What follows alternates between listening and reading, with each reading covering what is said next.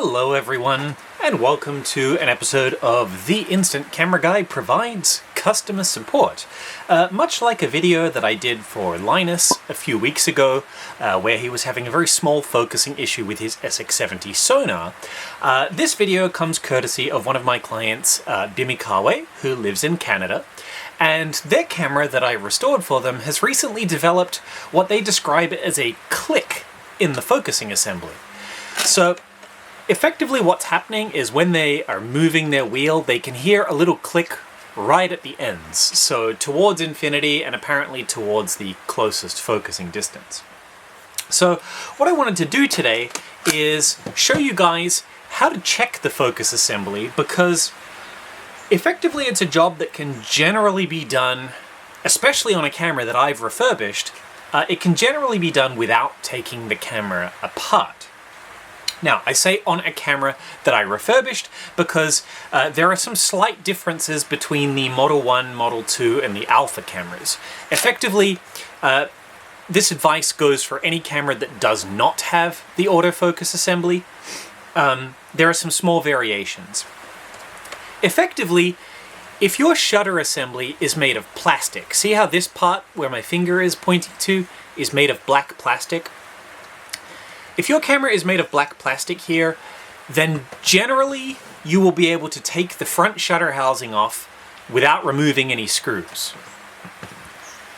On a Model 1 camera, however, if it's made of metal, you see how this part is metal and on the Alpha it's black. Can you guys see the difference there? Well, if your camera is made of metal here, and it's a Model 1, you will have to remove some screws, because at the rear of the shutter housing, you'll see these little posts, and Polaroid effectively screw the housing in from behind. Now the truth is that those screws are absolutely not necessary. The front housing clips in place and holds in place very strong. Like, I can literally lift the camera up just by grabbing the faceplate. So Polaroid actually deleted those screws on later models. And whenever I refurbish a Model 1 camera, I always remove those screws and throw them away, because they make troubleshooting issues such as this that much harder. So to recap here, if you have a camera that was refurbished by me, there's no extra screws to remove. If you have a camera with a black shutter housing, generally there's no extra screws to remove. But yeah, if you do have a Model 1 and it hasn't been refurbished, you will need to use a screwdriver with the appropriate Torx head to remove the 4 screws that hold on the shutter, and then you will need to remove the 2 extra screws that hold on the shutter housing. So that's the only thing that you really have to know. Otherwise, this advice applies to all non-autofocus models. So I'm going to demonstrate this on this SX-70 Alpha here. Now there are a few other subtle differences I'll talk about as we go, but otherwise this is pretty much the same. So to take the housing off, which I made look very easy, you can use a screwdriver or even just your fingers, and you're going to pry those bits off to the side, and it's going to lift off towards the top. And this gives you access to inspecting the shutter assembly. Now, the reason that some of these focus issues can occur is because unfortunately the design of the SX-70 just inherently isn't particularly great. It's what we call an open design, meaning that the blades actually travel through the lens with an opening, so dust and debris can get in there, and dust and debris can also get in through the circular lens surrounding, and it can get itself into places inside the shutter assembly. So if a chunk of packaging or something like that, or a little shard of plastic or something like that manages to work its way inside the mechanism, it can cause havoc. It might get stuck in the gears or something like that. So when you take apart one of these things, one of the first things that you want to do once you get it to this stage is just visually inspect everything. Focus all the way forwards and all the way back. Is there anything visible that you can see getting caught causing those issues? In the case of Bimikawe, This clicking noise might actually be benign because it's something that just occurs on some SX-70 alphas. So when Polaroid moved away from using the metallic shutter housings, right, which I'll demonstrate here, when they went away from moving from the metallic shutter housings, they changed the idler gear design.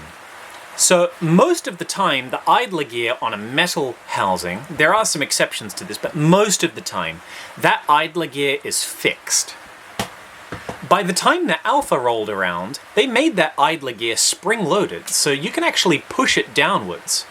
Now, what that does is if you push that idler gear inwards, it disassociates the focus wheel from the lens, and that actually allows you to recalibrate them independent from one another. So, you know, let's say, for example, I'm just going to manually turn this lens here. Let's say, for example, you got this camera and you realize, the lens is not calibrated properly, it's not going to infinity. Well, on a Model 1, you kind of have to take the focus wheel off and loosen this nut. On an Alpha, you can simply just press down and move the lens until it's in the correct position. Right? But that spring-loaded part can become problematic because I tend to find, and I've never truly found like a real reason for this, but some of them just appear that the spring is quite sharp and produces a lot of friction. And so as you actually move the lens, it just feels like it has this drag on it, right?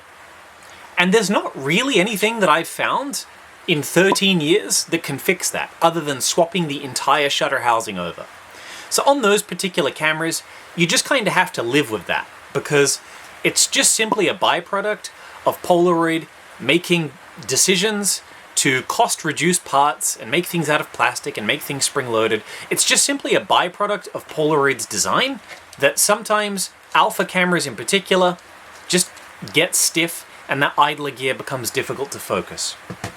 I've tried replacing springs, I've tried filing them out. As I said, I have not found a good solution that is consistent other than just simply swapping the entire shutter housing over. Generally, you will find that a Model 1 camera tends to focus a little bit faster because that part is not spring-loaded and under tension. It's generally, the idler gear is a lot looser, so there's less friction. So the first thing I wanted to point out is that Bimikawa's camera, being that he has an Alpha like what I'm demonstrating here, it might actually not even be a problem, it might just be how the camera is. So that's the first thing I wanted to point out. But hypothetically, let's say maybe something else happened. Maybe it got really damaged in shipping, maybe it got jostled around. Well, one of the things that could be causing a click when you focus backwards and forwards is it could be that the cam follower assembly for the flash has become disconnected somehow or is not connecting properly. So I'm going to show you guys how we check that. So when I service a camera, I typically don't put these screws in particularly tight. Generally, if you use a thumb and a bit of pressure, you'll end up being able to loosen them. If you can't loosen it, you'll need a tiny pair of pliers. Once you take the screw off, and most cameras you'll find have this little hexagonal head screw. Very early Model 1 cameras generally will have that hex head screw as well. However, you might find some that use like a golden circlip, which looks like this. Like a brass colored circlip. These are a lot more annoying because you've got to kind of like pry them off and then force them back on. If you do find that your camera has one of these, unfortunately there's not really a lot you can do unless you replace that post. You're just going to have to deal with it as best as you can. But yeah, look, most of the time you'll end up with one of these hex-headed screws. So once you put that off to the side, now you can take the focus wheel off. Okay? Now, what this gives us access to is the cam follower assembly. The cam follower assembly is this little sliding piece. And there's two parts here that connect to the focus wheel. The first is called the infinity post, and that's this little spring-loaded piece at the very top. You see how it just jumped out there? Be very careful. This part is spring-loaded. So not only can this metallic post fly away, but the spring inside, which I'm going to gently tap into my hand, oh, it's quite literally the size of a grain of rice. You do not want to lose this. So I'm going to put it in this lid here. This absolutely will fly away if you let it. So take the focusing wheel off, take out the little metallic post, put them off to the side. Now you can investigate that cam follower assembly in a little more detail. The cam follower assembly has a spring that attaches to the little base where that spring-loaded post was. It has a little plastic washer, or in early cameras, a metallic circlip that goes over it. And this metal piece here, called the walking arm, slots into that sort of oval-shaped hole in the cam follower assembly. And what happens is the walking arm is attached to the light-dark wheel. So when you turn the light-dark wheel, see how it adjusts the walking arm? And the walking arm adjusts the cam follower? Well, what this does, this is responsible for creating the aperture during a flash exposure. And I've got a very, very in-depth detailed video about that. If you search for the Mint flash bar, the second half of that video that I've released goes way into depth about this part. But that's about the level that I would expect that clicking noise that Bimikawa is talking about to be coming from. Effectively, what you can do, like if you remove the focusing wheel and you turn the idler gear instead, just with your fingers, you should then be able to figure out, does it still click? And if the answer is no, the click is gone, then you know the problem probably came from the wheel somewhere, or this assembly. Now, in terms of putting this back together again, one of the benefits to alpha cameras is they have numbers around the lens. So making sure that you put this thing back properly is as simple as just getting the infinity symbol lined up. Assuming that it's accurate, of course. If infinity is lined up, and this is the lens that came with the camera, then odds are it's going to be accurate. It gets a little more difficult if you have an earlier camera with no marks around the lens. Now I'll show you what to do in terms of recalibrating it in just a second. But first, let's show you how to put the wheel back on. The spiral groove at the back of the wheel, if you guys can see there, the nub, the little brass nub here, this one, on the cam follower, sits inside that groove. And then the hole in the middle is what goes on the post. So effectively, you want to set your lens to infinity. I kind of like hold the wheel sideways, make sure that the brass nub on the cam follower goes into the groove. Oh, hang on, what am I doing? I've got to put the infinity spring back in. So I'm just going to tip it into my hands. I can't stress enough. Don't forget this like I'm doing, like I nearly did there. And do not lose this spring. It's so small. So when you do this at home, like try have like a big sheet out on your surface to catch that spring if it falls out of your hands. So here's the infinity post. We're going to put that back in. And there are two little ramps on the top. That's for the infinity post. Okay? So what we have to do, like I said, the brass lug of the cam follower goes in the spiral, and the infinity post butts up against the chrome spring-loaded pin. All right?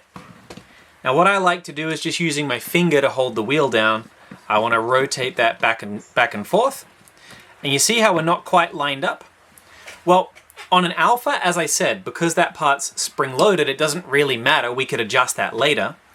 If you were servicing a Model 1 and you find that it's not lined up, you would have to manually like lift the lens, lift the wheel upwards, and then move it around the idler gear. You'll figure it out if you have this in front of you. Like I said, it might sound a little bit confusing, But as I said, if you don't have one of those idler gears that you can push down, you're physically going to have to, with the screw out, tilt the focusing wheel to disconnect them until you get everything in the right position. Now, what do you do if you don't have numbers? The big question. Well, so many people ask this, and I guess to me it's very self-evident what you need to do, but so many people misunderstand how to calibrate a lens to infinity. It's actually really easy. Go outside and point your camera at something very far away and focus all the way back, as far back as you can. Hey, speaking of focus, come on camera. Chop, chop. That's better? All right. Yeah, just point your camera at the horizon and basically turn the lens until that thing very far away. Like pick something a kilometer or so in the distance. Once the horizon is in focus, basically, then infinity is correct. That's how you set it. So if you don't have numbers around your lens, that's the way that you do it. Literally just do it by eye. The cool thing is the SX-70 is an SLR. It lets you literally see through the lens, so it's very easy to calibrate. Another way that you could do it, of course, is before taking it apart, you could use a pencil and just mark the lens. You could do that too, but honestly, the best thing to do if you don't have markings around your lens already, just go outside and use your eyes. Pick something in the distance and then get it to the point where the furthest point that you can focus backwards is the horizon. So try and pick maybe a huge tree in the distance, a big skyscraper, a building, a mountain, something like that that's very far away, and align your lens with that. The last thing we're going to do is put the screw back on the focus wheel. And as I said, this does not need to go on insanely tight. It's not moving anywhere, right? Just do it up as hard as you can with your thumb and it's going to be fine. Lastly, to put the housing back on, make sure your focus is all the way back. Make sure it's at infinity. If you try and put the housing on while it's focused at 10 inches, it won't go on. So put it all the way back to infinity and literally the reverse. Clip it on. That's it. All right. And that's how you do it. You could take this apart further. The light dark wheel, for example, is generally held in place by 2 flathead screws. Every now and again on early cameras they're Torx head, but for the most part these are flathead screws. So you loosen them off. That allows you to take the light dark wheel off. If you take out this little red plastic pin, or on earlier cameras it's a circlip, right? Then you can remove the walking arm. But as I said, for most people, what I just demonstrated is going to be a good way to check the focus assembly. So yeah, you want to make sure that that cam follower is where it's supposed to be. You want to make sure that there's no debris or bits of plastic or something that's managed to find its way inside the camera, because as I said, it's a relatively open design. You know, there are multiple points of entry. You can have things fall down where the focus wheels are. You can have things fall where the lens is. There's lots of little ways that bits and pieces, like you can have debris enter through where the light dark wheel reset point is. Unfortunately, there's a lot of ways that dust and debris can get into the SX-70 shutter. So knowing this kind of maintenance is very, very helpful. I think that's about all I wanted to say. What I would recommend you do, in addition to watching this video, download a copy of the SX-70 repair manual and just like visualize how those layers of focus wheel and cam follower and spring-loaded pin and stuff, visualize how all those bits go together.